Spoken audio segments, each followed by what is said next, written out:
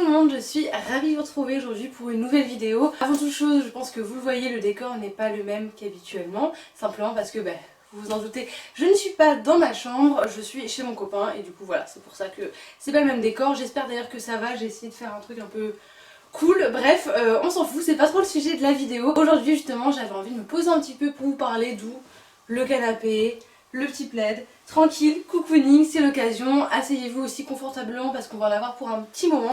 Aujourd'hui je vous propose une story time, une histoire qui date de 2015, donc on va retourner longtemps en arrière puisque ça date même d'avant l'achat du percu, donc avant l'achat de mon cheval actuel. C'est une histoire que j'ai envie de vous raconter parce qu'elle est en même temps fun, touchante et peut-être aussi il y a une petite morale à en retenir, donc je trouve ça intéressant de partager ça avec vous et on est parti.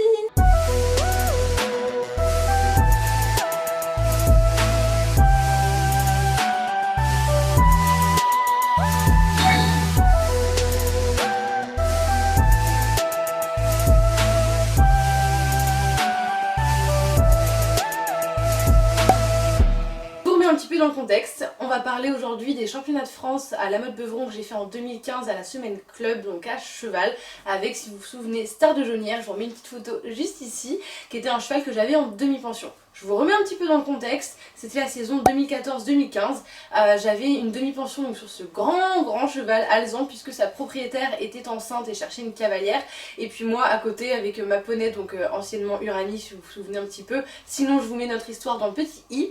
Et ben ça allait pas trop, je pouvais pas vraiment sortir en concours, voire pas du tout, enfin voilà c'était très compliqué, donc pour me faire plaisir à côté j'avais décidé de prendre Star en demi-pension pour évoluer sur des épreuves club tout simplement. C'est un cheval qui n'avait jamais fait de complet, donc on est parti sur une saison ensemble qui a été un peu compliqué, hein, on va se le dire. Clairement c'était un bon cheval mais qui s'était fait peur avant sur l'obstacle, donc déjà il avait un petit peu d'appréhension sur l'obstacle, même s'il sautait très bien. C'est à dire que ce cheval là c'est soit il sautait pas, soit il sautait sans faute. Mais je crois que j'ai jamais, ou rarement, c'est arrivé une fois, fait une barre avec lui. Mais clairement, c'est un cheval hyper respectueux, c'est juste qu'il s'était fait peur parce qu'il avait eu un accident avec son ancien propriétaire, enfin bref. Donc voilà, donc on part ensemble pour cette saison de concours complet où du coup je lui ai fait découvrir un petit peu ses premiers crosses, ce genre de choses, et moi c'est la première fois que je passais à cheval vraiment pour du concours régulièrement, etc. Du coup on a une saison un peu compliquée puisqu'en dressage ça allait plus ou moins bien, même si c'est un cheval qui pouvait chauffer parfois un petit peu, et surtout le gros problème que j'avais avec lui c'est qu'il changeait beaucoup de pieds, donc au galop c'était un peu galère avec la reprise qu'on avait, mais dans l'ensemble ça allait. Au CSO tout s'est toujours bien passé honnêtement, je crois que j'ai jamais eu de refus sur un concours en CSO. Et sur le cross là c'était un peu plus compliqué parce qu'en fait il était comme vous l'avez vu en photo hyper grand, hyper costaud, et en fait le moindre petit écart qu'il pouvait faire en fait il m'emmenait 3 foulées plus loin le temps que j'arrive à le remettre, donc en fait on a mis du temps à trouver le bon mort, le bon harnachement, etc. pour que j'ai puisse avoir la force de bien le contrôler sans casser le galop, sans tirer dessus. Voilà, donc on a une saison comme je vous l'ai dit un petit peu compliquée, surtout sur le cross où j'ai eu plusieurs fois des refus sur des pointes, sur des directionnels, ce genre de choses de profil un petit peu plus technique, puisqu'il n'avait pas du tout d'expérience là-dessus, qu'il était vert et moi j'avais pas du tout d'expérience à cheval, donc on a un petit peu appris ensemble. Bref, on arrive tant bien que mal à se qualifier pour les championnats de France, donc on allait courir en club 2 à l'époque qui correspond à la club 1 actuelle, donc en concours complet. Du coup pour cette semaine au championnat de France on est arrivé le premier week-end puisqu'il y avait d'autres cavaliers de mes écuries qui passaient le premier week-end et nous on passait seulement à la fin de semaine d'après, du coup on avait un petit peu de temps, etc. Et on fait la semaine, on s'entraîne, blablabla, on passe du temps avec les gens de notre écurie. Et ce qui s'est passé c'est que la veille de ma première épreuve, donc de mon épreuve de dressage, vu qu'on commençait seulement à 14 h, en fait j'étais dossard 1, donc j'étais la première à passer sur le dressage, mais l'épreuve commençait à 14 h. Donc en soi j'avais toute la matinée pour le préparer, etc.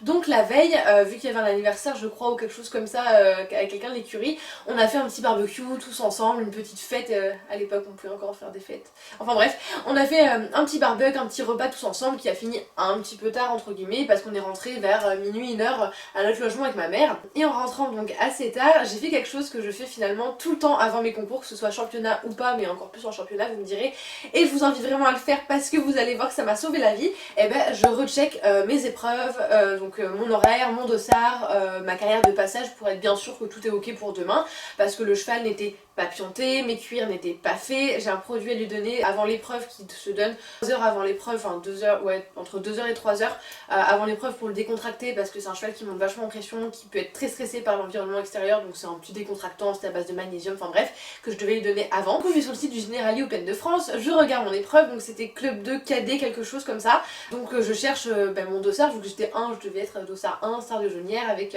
ma Reva cadet, puis je me vois pas.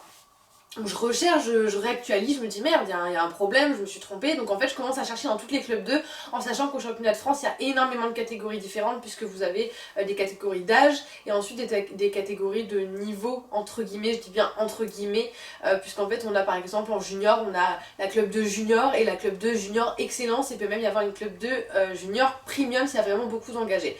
Donc voilà, ce qui fait beaucoup d'épreuves et donc moi je me trouve pas dans ma catégorie. Donc là je commence à paniquer un peu, je me dis ouais, soit il est trop tard, soit j'ai bugué, il y a un problème, enfin bref. Je recheck un petit peu toutes les clubs 2 et là je me rends compte qu'en fait je suis pas en club 2 cadet mais je suis en club 2 cadet excellence.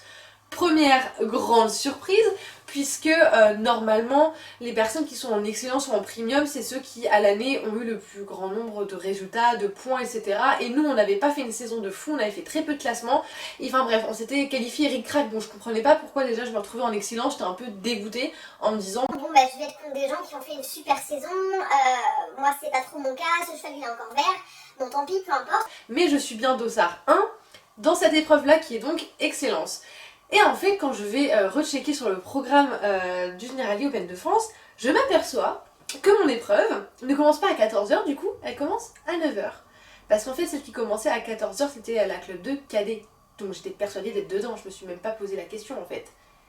Et ben non, en fait comme j'étais dans l'excellence, et ben je commençais à 9h, sauf que là il était 1h du matin, qu'il fallait que je fasse mes cuirs, qu'il fallait que je me lève du coup hyper tôt parce qu'il fallait que je lui donne 2h30, 3h avant son produit, que je le pionte puisque je ne l'avais pas fait et après que je prévois ma détente etc. Donc en fait la première chose que j'ai fait c'est que j'ai appelé mon coach, je lui ai dit oui Non c'est pas 14h. déjà pour qu'il soit sur place le lendemain pour faire ma détente donc à partir de 8h30. Enfin bref c'était le stress pas possible, à 1h du mat on s'est mis avec ma mère à faire les cuirs et tout, moi je révisais ma reprise, enfin un stress vraiment mais énorme d'avoir ce petit chamboulement finalement la veille mais heureusement que j'ai quand même vérifié mes horaires. Parce que sinon, je me serais pas présentée à mon dressage. Clairement, j'aurais foiré mes championnats, j'aurais pas fait mes championnats. Et c'est un truc de dingue quand je me dis que ça s'est joué juste à ça, à une petite vérification la veille du concours. Enfin, c'est un truc de malade. J'aurais pas vérifié, j'aurais été trop fatiguée, je me serais endormie. J'aurais pas fait mes championnats de France parce que si je me présente pas, bah, je suis non partant et c'est terminé, fini, campagne, basta. Enfin, c'est normal quoi. Enfin bref, ensuite le lendemain matin c'était réveil vers 5h30 de mémoire parce qu'il fallait qu'on petit déjeune, qu'on fasse la route, on avait à peu près 20-25 minutes de route jusqu'à la mode pour nourrir, donner son produit, que je pionte. Enfin bref, un enfer pas possible, franchement une situation de stress déjà que c'est les championnats. En plus je me retrouve en excellence, je me dis waouh, je me mets une pression supplémentaire, en plus je suis dossard 1, c'est horrible de passer en premier. Et en plus de ça, y a eu tous ces chamboulements qui ont fait que j'ai pas pionté la veille, que je lui ai pas fait les pieds, enfin bref, il était pas en état quoi, je voulais le doucher, je voulais lui tresser la queue, tout ça j'ai pas pu le faire. Donc bon, c'est pas grave, au final ça c'est quand même fait, j'ai pionté sur place, je suis partie à ma détente, je me suis préparée, j'ai fait ma détente qui était plutôt bien d'ailleurs, et ensuite on a déroulé la reprise. Et on avait du coup toute la journée pas les résultats puisque y a beaucoup de monde qui passait sur le dressage, ça prend beaucoup de temps et je crois que mon épreuve elle devait finir vers 15 ou 16h, quelque chose comme ça. Du coup il fallait attendre le soir pour avoir les résultats provisoires. En soi j'avais pas énormément d'espoir dans le sens où comme je vous l'ai dit j'étais en excellence et j'avais fait une faute sur ma reprise il me semble, que j'avais trottiné sur un allongement au pas ou quelque chose comme ça. Enfin j'avais fait une petite faute en plus. Donc je me suis dit bon c'est pas grave, en soi le cheval a quand même fait une super bonne reprise par rapport à ce qu'on avait fait à l'année. Et ensuite au moment de partir donc on prenait la route avec ma mère pour retourner à notre logement comme je vous l'ai dit qui était à 20-25 minutes. Et je check en fait les résultats sur internet, les résultats provisoires en fait après le dressage. Et puis là je m'aperçois que je suis troisième en fait, que je suis troisième après dressage. Genre j'ai enfin un truc de malade, parce que au final on s'y attendait pas du tout avec tout le stress qu'on a eu, avec la petite erreur qu'on a faite, avec le fait d'être en excellence alors qu'on s'y attendait pas, enfin bref, j'étais pas du tout prête à ça, donc avec ma mère on s'est arrêté sur le bas côté de la route et on s'est effondré chacune dans les bras l'une de l'autre tout simplement parce que on était, enfin tout est redescendu d'un coup, on a fait waouh, ok, Ouais, Mareva, t'es troisième quoi, c'est un truc de dingue, c'est un truc de dingue avec un cheval qui avait jamais fait de complet, avec un cheval à qui t'as galéré à te qualifier, t'es troisième après dressage, enfin c'est top et d'autant plus en sachant que ce matin on a galéré, tout n'était pas parfait au niveau des conditions de préparation et tout, et franchement c'était trop stylé. Sauf que le lendemain, en fait, il y avait le cross, puisque à la mode ça se passe comme ça, c'est toujours dressage, cross, CSO en concours complet. Et le problème du cross, c'est que, comme je vous l'ai dit, c'est un cheval qui était assez vert, qui pouvait très bien s'arrêter, dérober, voilà, il pouvait se passer plein de choses sur un cross avec ce cheval-là, il pouvait avoir peur d'un oiseau, d'un brin d'air, enfin voilà, de plein de trucs. Et en fait, moi, vu que je passais à la fin de la semaine, comme je vous l'ai dit, donc je passais mon cross, je crois, peut-être le vendredi ou le samedi, donc vraiment à la fin de la semaine.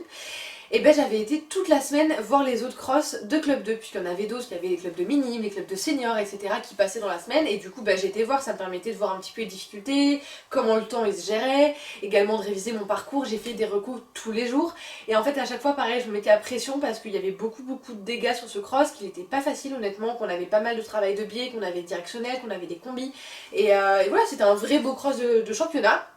Et puis c'est mon tour quoi. Donc moi je prépare pour le cross en me disant bon, j'espère arriver au moins au bout, on verra avec quel résultat, mais j'aimerais bien au moins finir ce cross là. Ce serait une belle victoire pour le cheval, pour moi-même et voilà, pour toute l'équipe qui a travaillé avec nous toute l'année tout simplement.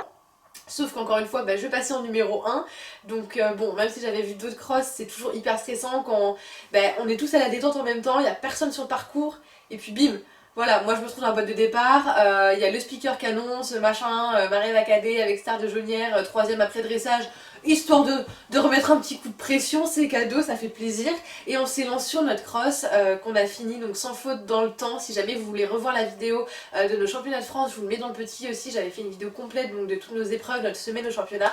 Voilà, si vous avez envie de découvrir ça avec Star, je vous la mets dans le petit i. Donc vraiment un top cross, un cheval qui était trop bien, je l'avais jamais eu comme ça honnêtement sur un concours. Donc j'étais vraiment trop contente, d'autant plus que du coup on conserve notre troisième place au-delà de la performance et de se dire ok on a fait de sans faute et on est dans le temps, c'est qu'en plus on a peut-être un classement à la clé. Et d'ailleurs je crois même qu'on était passé deuxième parce que la personne devant moi avait dû faire soit un refus soit du temps. Il me semble que c'était au cross qu'on est passé deuxième. Enfin bref, dans tous les cas c'était un truc de dingue, on a tous pleuré, sauté de joie et tout parce que c'était vraiment inattendu, c'était pas le cheval, on n'était pas le couple aux écuries sur lequel on misait pour ramener une médaille ou même un classement, ou même finir d'ailleurs. donc ouais, c'était vraiment un truc de dingue. Et puis ensuite évidemment le lendemain on a eu l'épreuve de CSO, encore une fois très stressant quand on est deuxième après cross en fait. Du coup à la mode en complet quand on passe le CSO on passe dans l'ordre inverse du classement. C'est-à-dire que par exemple la première au provisoire, donc la première après cross va passer en dernière de l'épreuve. Donc c'est horrible au niveau stress, du coup moi je suis passée en avant-dernière, j'ai vu tous les autres passer, des barres qui tombent, des trucs et tout. Après je m'inquiétais pas trop dans le sens où c'est pas un cheval qui fait des barres comme je vous l'ai dit, mais on sait jamais, il y avait des palanques, il y avait des doubles, il pouvait se passer plein de choses et ça arrive trop vite, donc voilà, fallait rester hyper focus. Et du coup il m'offre un super sans faute, ce qui nous permet de garder notre place et d'être vice-champion de France, donc de monter sur le podium, d'avoir accès au tour d'honneur et de ramener une médaille, donc c'était vraiment un truc de dingue. Et j'avais vraiment envie de partager cette petite histoire championnat avec vous, puisque je vous en ai fait une grande vidéo comme je vous l'ai dit à l'époque, puisque ça date maintenant d'il y a 5 ans quand même. Mais je vous avais jamais raconté vraiment les anecdotes qui se sont passées pendant cette échéance-ci, et j'avais vraiment envie de la partager avec vous parce que y a une belle morale derrière, c'est déjà qu'il faut jamais abandonner, qu'il faut toujours y croire. Deuxième chose, toujours vérifier ses horaires la veille ou l'avant-veille ou tous les jours avant ses passages, c'est hyper important. La preuve en est. Voilà, donc j'espère que cette petite story time vous a plu. N'hésitez pas à me dire en commentaire si vous aimez ce genre de petites anecdotes, etc. à partager.